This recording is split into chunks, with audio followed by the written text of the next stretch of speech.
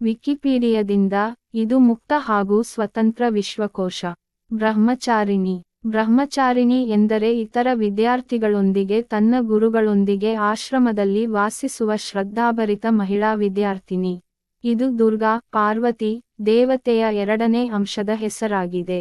ನವರಾತ್ರಿಯ ಎರಡನೇ ದಿನ, ನವದುರ್ಗದ 9 ದೈವಿಕ ರಾತ್ರಿಗಳು ದೇವಿಯನ್ನು ಪೂಜಿಸಲಾಗುತ್ತದೆ.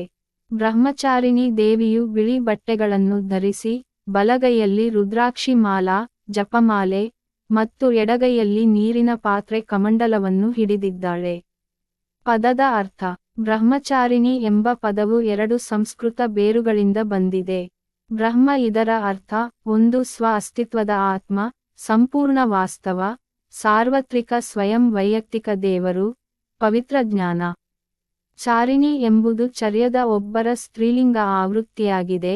ಇದರರ್ಥ ಉದ್ಯೋಗ, ತೊಡಗಿಸಿಕೊಳ್ಳುವುದು, ಮುಂದುವರಿಯುವುದು, ನಡವಳಿಕೆ, ಅನುಸರಿಸಲು, ಚಲಿಸುವುದು, ಹೋಗುವುದು. ವೈದಿಕ ಗ್ರಂಥಗಳಲ್ಲಿ ಬ್ರಹ್ಮಚಾರಿಣಿ ಎಂಬ ಪದವು ಪವಿತ್ರ ಧಾರ್ಮಿಕ ಜ್ಞಾನವನ್ನು ಅನುಸರಿಸುವ ಹೆಣ್ಣು ಎಂದರ್ಥ. ದಂತಕಥೆ. ಅವರ ಪುರಾಣಗಳ ವಿಭಿನ್ನ ಆವೃತ್ತಿಗಳ ಪ್ರಕಾರ, ಮೊದಲ ಪಾರ್ವತಿ ಶಿವನನ್ನು ಮದುವೆಯಾಗಲು ನಿರ್ಧರಿಸುತ್ತಾಳೆ. ಅವಳ ಹೆತ್ತವರು ಅವಳ ಬಯಕೆಯನ್ನು ನಿರಾಕರಿಸಿ ಅವಳನ್ನು ನಿರುತ್ಸಾಹಗೊಳಿಸುತ್ತಾರೆ. ಆದರೆ ಅವಳು ಬಯಸಿದ್ದನ್ನು ಮುಂದುವರಿಸುತ್ತಾಳೆ ಮತ್ತು ಸುಮಾರು 5000 ವರ್ಷಗಳ ಕಾಲ ತಾಪಸ್ಯವನ್ನು ಮಾಡಿದಳು. ಅದೇ ಸಮಯದಲ್ಲಿ ದೇವರುಗಳು ಕಾಮದೇವರನ್ನು ಸಂಪರ್ಕಿಸಿದರು. ಹಿಂದೂ ದೇವರ ಆಸೆ, ಕಾಮಪ್ರಚೋದಕ ಪ್ರೀತಿ, ಆಕರ್ಷಣೆ ಮತ್ತು ವಾತ್ಸಲ್ಯ ಮತ್ತು ಪಾರ್ವತಿಗೆ ಶಿವನಲ್ಲಿ ಆಸೆಯನ್ನು ಹುಟ್ಟುಹಾಕುವಂತೆ ಕೇಳುತ್ತಾನೆ. ಶಿವನ ಮಗುವಿನಿಂದ ಮಾತ್ರ ಕೊಲ್ಲಲ್ಪಡುವ ವರವನ್ನು ಗಳಿಸಿದ ತಾರಕಾಸುರ ಎಂಬ ಅಸುರನ ಕಾರಣದಿಂದಾಗಿ ಅವರು ಇದನ್ನು ಮಾಡಿದರು. ಕಾಮ ಶಿವನನ್ನು ತಲುಪಿ ಬಯಕೆಯ ಬಾಣವನ್ನು ಹಾರಿಸುತ್ತಾನೆ.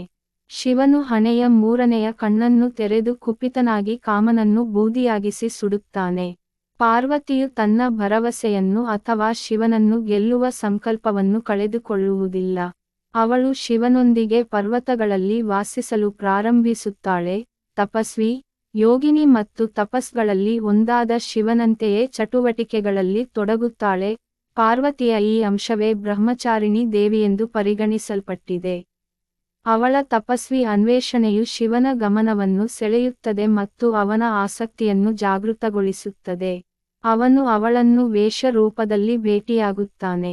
ಅವಳನ್ನು ನಿರುತ್ಸಾಹಗೊಳಿಸಲು ಪ್ರಯತ್ನಿಸುತ್ತಾನೆ. ಅವಳ ಶಿವನ ದೌರ್ಬಲ್ಯ ಮತ್ತು ವ್ಯಕ್ತಿತ್ವದ ಸಮಸ್ಯೆಗಳನ್ನು ಹೇಳುತ್ತಾನೆ. ಪಾರ್ವತಿ ಕೇಳಲು ನಿರಾಕರಿಸುತ್ತಾಳೆ ಮತ್ತು ಅವಳ ಸಂಕಲ್ಪದಲ್ಲಿ ಒತ್ತಾಯಿಸುತ್ತಾಳೆ.